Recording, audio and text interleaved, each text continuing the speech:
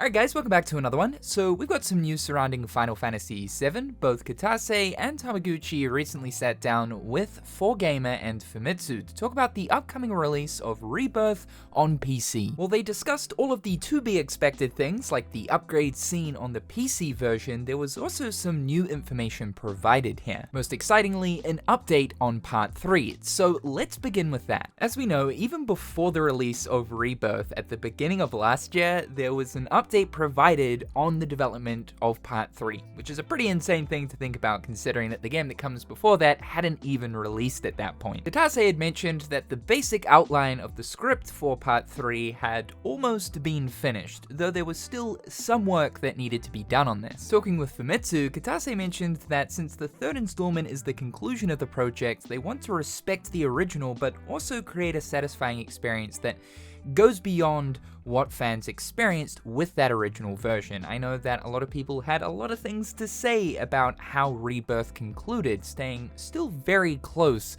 to the original story. Some were thrilled that it still walked along the same path, but others, sort of including myself, were hoping to see something quite a bit different. Personally speaking, I really hope that the team do take on quite a bit of a detour when it comes to what's going to happen throughout Part 3 in the conclusion that is served. He mentions that they want to make sure that the third installment serves as a perfect ending to the remake project, and that he had assigned that task to Tetsuya Nomura. Apparently, this script was completely finalized by the end of 2024. So this does suggest that Tetsuya Nomura is going to have quite a big role as to how this remake trilogy is going to conclude. But I think it is important to know here that looking at Rebirth, Tetsuya Nomura was the creative director, stepping down from the director position looking at Final Fantasy VII Remake. A huge misconception for both the story presented in Remake and in Rebirth is that Tetsuya Nomura is responsible for writing, but rather it's Kazushige Nojima who's responsible for the writing of the entire trilogy. I feel the need to clear this up just because over the course of time, Nomura has received a lot of flack for the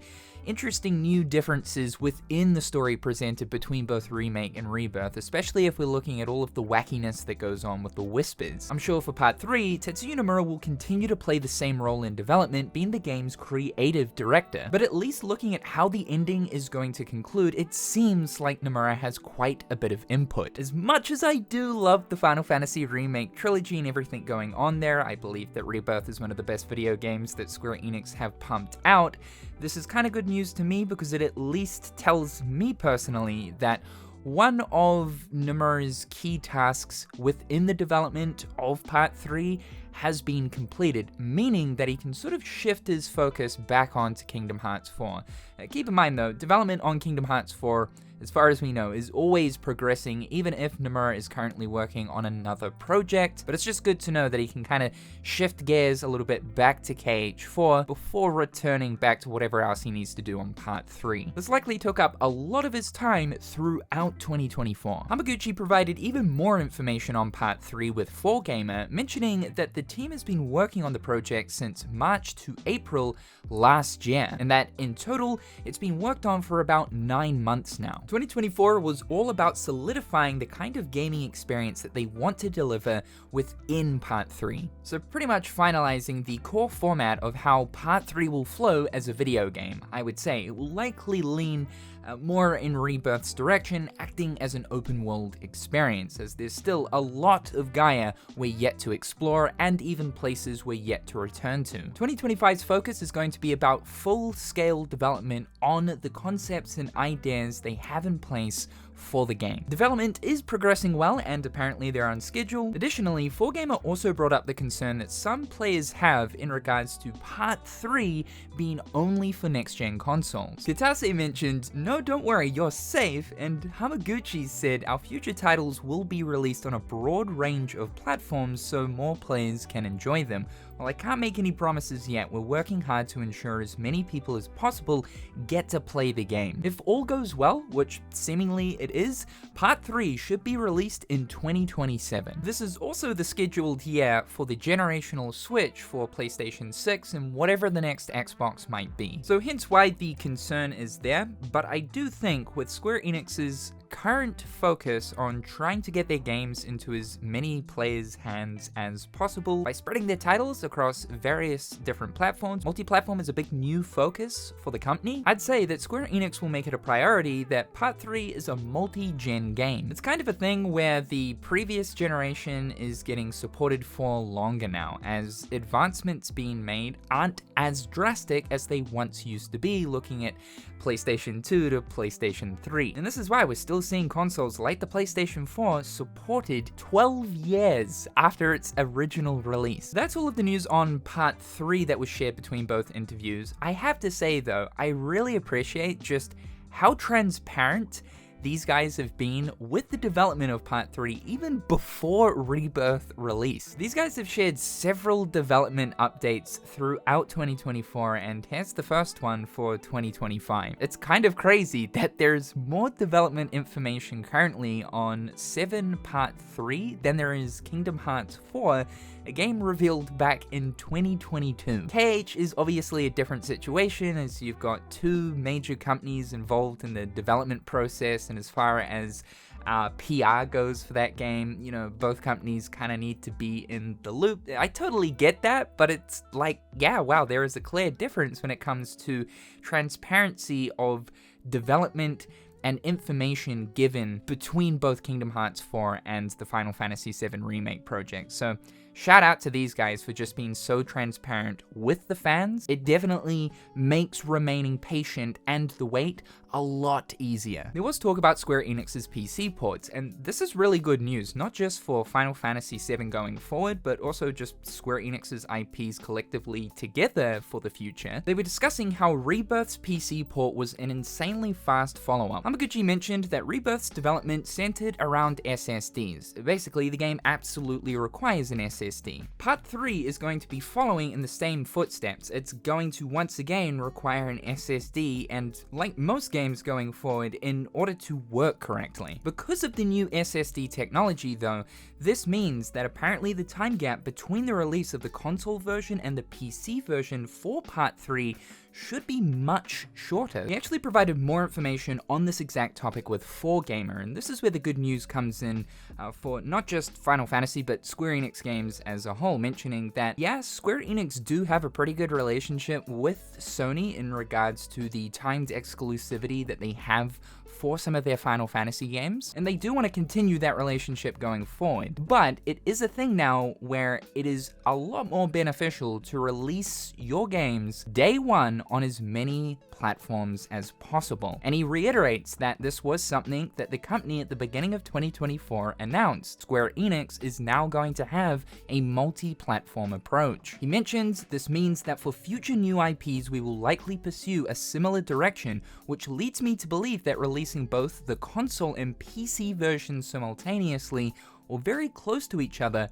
will become the norm moving forward. Well, of course, Hamaguchi is simply a producer and not one of the higher-ups. Those are more so the people that are going to make these definitive decisions. This at least tells us that, you know, this is the direction that Square Enix are moving in, and this is great news for everyone. In a case like this, literally everyone wins. I would love to see a Square Enix future where not only are they releasing day one on Nintendo and Xbox platforms, but also PC. I dream of a world where we get Kingdom Hearts 4 on PC day one with all other platforms. I still think that 7 Part 3 will be a timed exclusive on PlayStation, as it at least appears that Square Enix do have a contract with Sony, but looking at any other Square Enix IP or title, yeah, it's pretty much free reign, and it seems like they're wanting to release these games on as many systems as possible. There was mention about bringing the new Head Start mode that was added to Final Fantasy VII Remake for both the PC and PS5 version in December of last year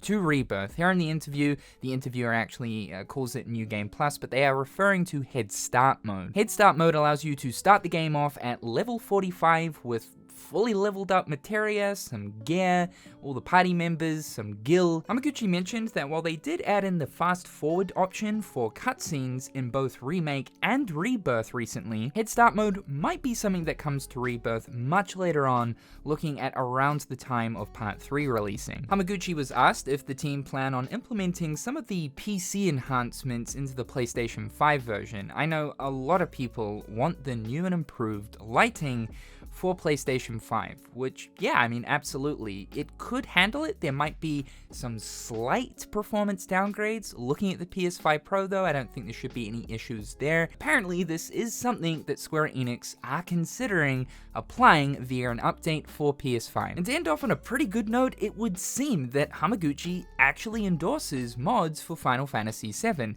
We know there's a pretty big mod scene for Final Fantasy VII Remake, and no doubt the same will happen for Rebirth. Just like Hamaguchi has mentioned in the past, he sort of reiterates here, though, that he hopes players can refrain from installing unethical mods, offensive mods. Personally, though, I don't actually think so much he's talking about all of the NSFW lewd stuff, because, yeah, good lord, there's a lot of it when it comes to Remake. I mean, understandably so.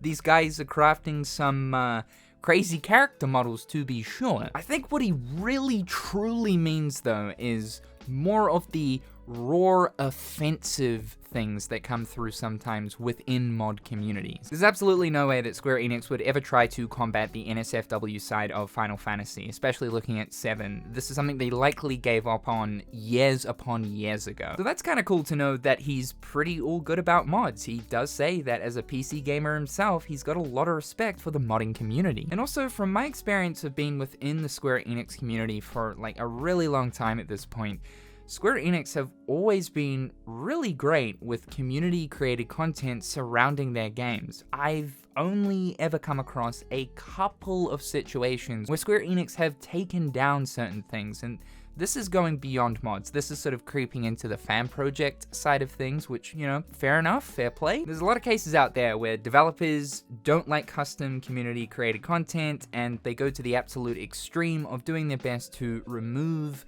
and stop people from doing those kinds of things. So good to know that Square Enix, at least for the most part here, are pretty okay with community-created content. So guys, that's an update on all things Final Fantasy VII. Obviously, the PC version is here now. It's a simply wonderful time. If you're thinking about jumping into 7, now is the best time to do so. Especially with everything that's going on with Part 3, it seems that development is progressing incredibly smoothly. With how updates have been getting dished out left, right, and center to do with Part 3, no doubt we're likely in for quite a few more throughout 2025. Thank you guys so much for tuning in. Slap that like button if you enjoyed. Subscribe to the channel to keep up with everything going on here. A big shout out to my wonderful patrons. Thank you guys so much for the continued support. I hope all of you guys are having a fantastic day, and we'll talk again real soon.